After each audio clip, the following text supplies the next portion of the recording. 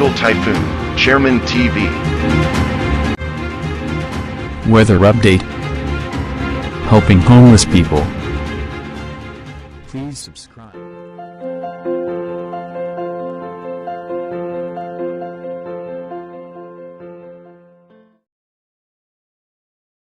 Magandang umaga po. Ito po ang latest update natin para nga po dito sa minomonitor natin na si Bagyong Paulo na patuloy nga po yung lumakas.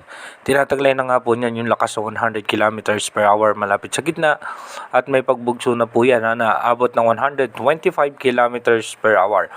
At yung kanyang bilis naman medyo mabilis nga itong si Bagyong Paulo na nasa 20 kilometers per hour.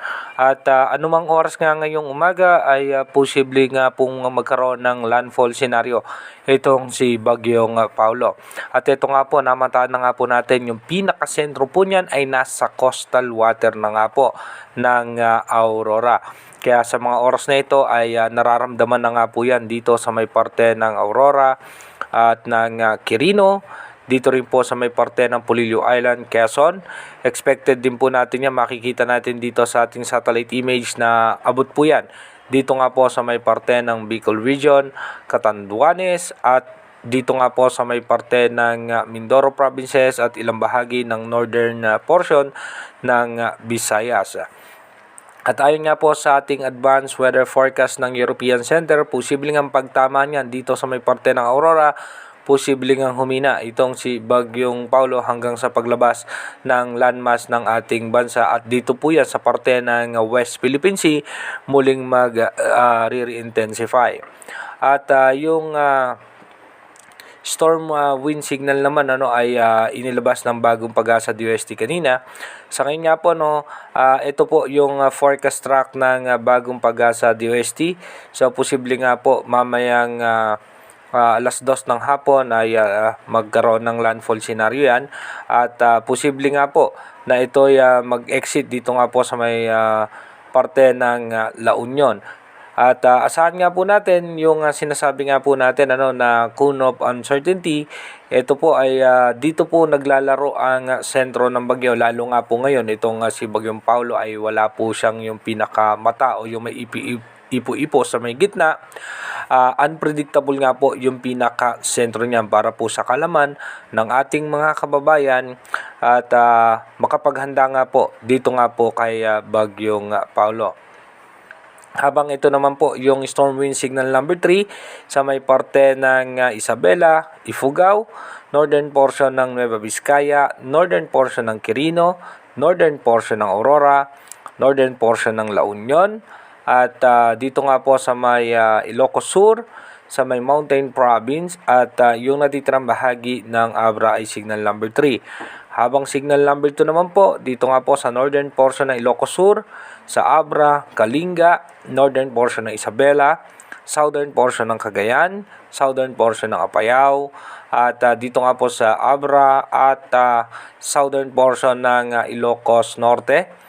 At dito naman po sa may southern portion ng La Union, Benguet, Nueva Vizcaya, Quirino, Aurora ay signal number 2 po. Dito naman po sa northern portion ng Nueva Ecija at Pangasinan, signal number 2 din po dyan. Habang signal number 1 naman sa may southern portion ng Pangasinan, northern portion ng Zambales, Tarlac, southern portion ng Nueva Ecija, natitirang bahagi ng northern portion ng Pampanga, northern portion ng Bulacan at northern portion ng Quirino, ng Quezon at ng Polillo Island. Kasama rin po sa storm wind signal number 1 ng Camarines Norte, northern portion ng Camarines Sur at Catanduanes. Dito naman po sa European Center natin na forecast track halos hindi naman nagkakalayo. Medyo magkaiba nga lang yung kanilang forecast track pero hindi po nagkakalayo. Dahil yung sa cone of uncertainty din ni European Center possible dito rin yan mag-exit sa may La Union. Pero dito naman sa kanyang pinaka latest track possible nga po sa may Bigan, Ilocos Sur mag-exit itong si Bagyong Paulo. So expected nga po natin ito po yung mga posibleng daanan yan. Dadaanan po yan possible dito sa Dilasag, dito sa Digading, Kawayan, dadaan din po yan sa Alfonso Lista, Rojas, Paracelis, Tinglayan at dadaan din po yan sa pagitan ng Manabo at Likuan Baay at dito nga po dadaan yan sa may parte ng Bigan at Bangued.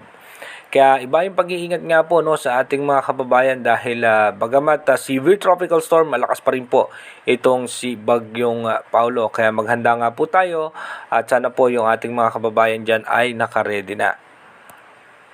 Para naman po sa mga kababayan natin, dito naman yung mga nagtatanong na ating mga subscribers na halos aabutin nga po ng mga pag-ulan na dito nga po sa may parte ng Metro Manila, Batangas, dito po sa may parte ng western section ng ating bansa, abot din po ng mga pag-ulan.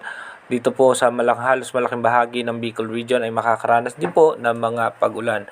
May mga mahina at katamtamang pag-ulan, paminsan-minsan merong pagbugso ng pag-ulan. Kaya maghanda nga po yung ating mga kababayan dyan. Maging dito nga po sa may parte nga po ng extreme northern Luzon, may mga pag-ulan pa rin po tayong mararanasan dyan. Kaya mag-ingat po tayo dito nga po kay Bagyong Paulo. Dumako na nga po tayo sa ating advanced weather forecast. Dito po sa ating advanced weather forecast, so possible nga po ngayong araw ay tatahakin nga po ni Bagyong Paulo ang kalupaan ng central hanggang parte ng northern Luzon.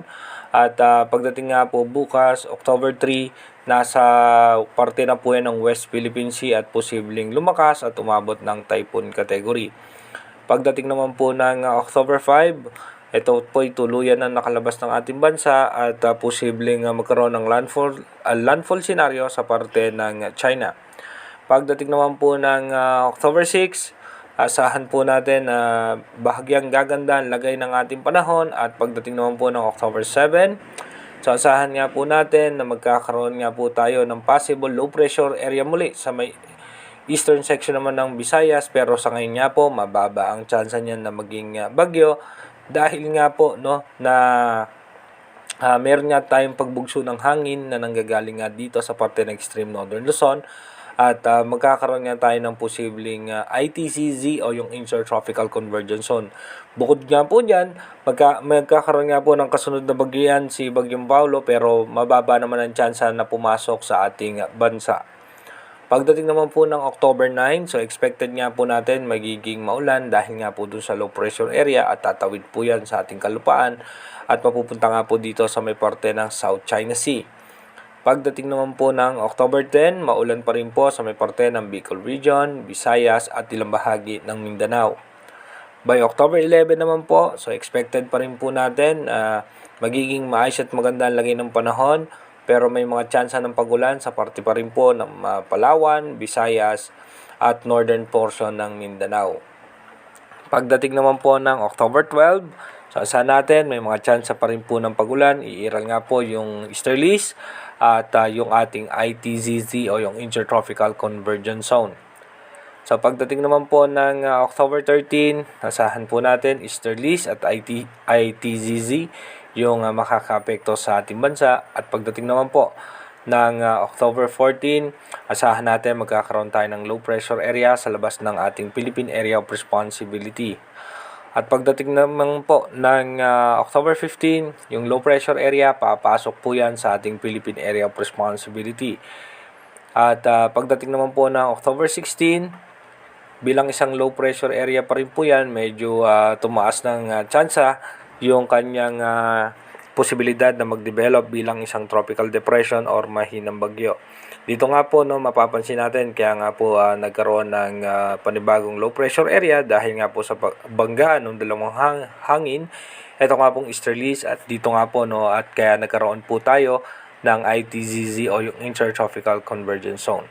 Inuulit ko po, yung ating advanced weather forecast is possible scenario pa lamang po yan. Malaki pa rin po ang tsansa na magbago po lahat yan. Kaya manatili po tayong tumutok sa ating advanced weather forecast para malaman natin yung mga posibleng sama ng panahon na makakaapekto sa ating bansa. Mag-iingat po tayo palagi.